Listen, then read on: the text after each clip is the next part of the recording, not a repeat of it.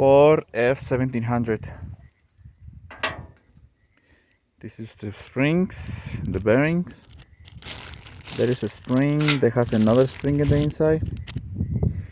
I just dropped a ball bearing on that one and a spring on this one. This is the parts one. So all I need to do is bend these. There is a passage from here to here on the bottom. So you drop the bearing in here, dump more oil, and eventually we'll push, like dump it, and eventually we'll push it to the drain. Right here is the drain, but it's gonna be under the gear. So all you need to do is just fish it with one of these, whatever piece of wire. So how these work? The ball bearing goes in here, and it goes in the notches. These notches right here. You can't shift this until this is in neutral.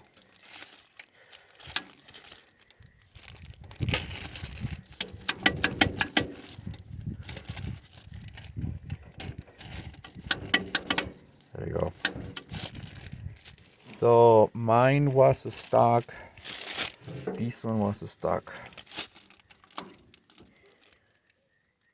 It was a stock like on really low speed. First gear will be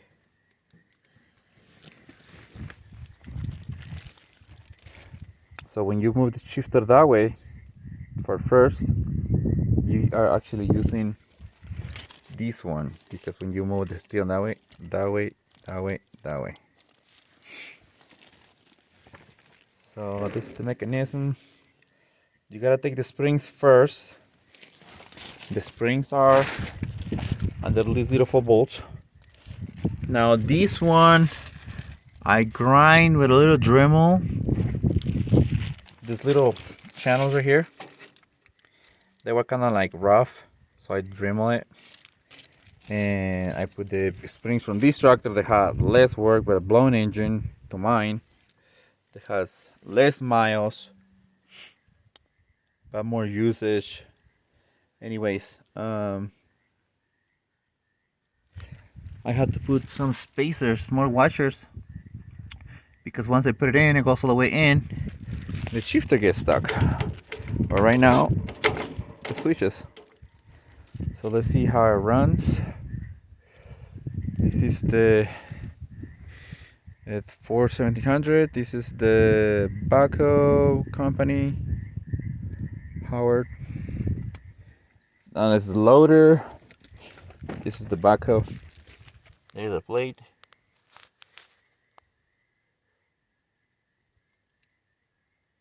Z82 587.